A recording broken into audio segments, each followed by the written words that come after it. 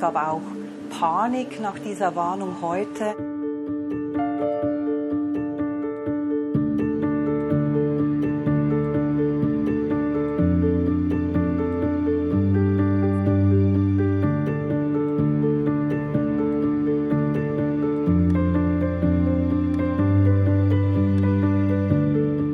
I met these people and I often wondered, how can people who survived such dramatic experiences, how can they live on, how can they survive, and how do they not break? One survived, he was a hostage by IS, taken by IS in Marawi in the Philippines.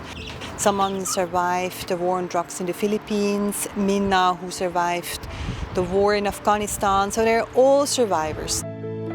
In the beginning it was like a journalistic project, but then when you go back so many times, you have to kind of like the persons, you spend so much time with them and really try to understand who they are and how they live.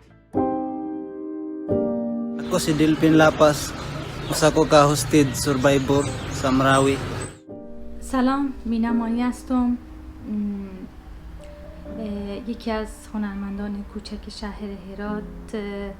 30 سال سن دارم و تقریباً 7-8 سال میشه که از کار هنری دور هستم.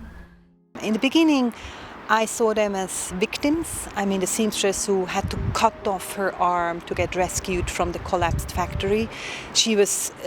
I didn't think she would make it, you know, nor physically nor mentally. And then over time, when I went back, I realized, wow, this woman discovered such a strength in herself.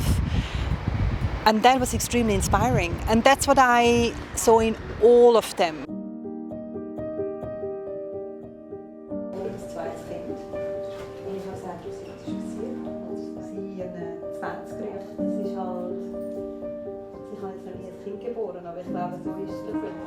Every year I went 1 month to Afghanistan when I worked as a South Asia correspondent. It's heavy stuff. There was a lot of stress, it was also dangerous, so there was fear. So it always took me a bit of time to ground myself as well.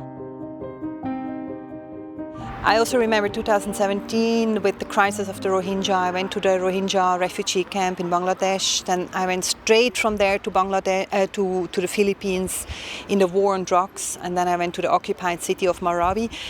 And after that, I realized that was too much. I couldn't take so much in this intensity. So I learned to take breaks and to ground myself. I spent now 12.5 years in Asia, and I wrote these books, and when I came back now, I went on a book tour, and people often ask me, do you think bad of people now and of humankind? And I have to say the contrary.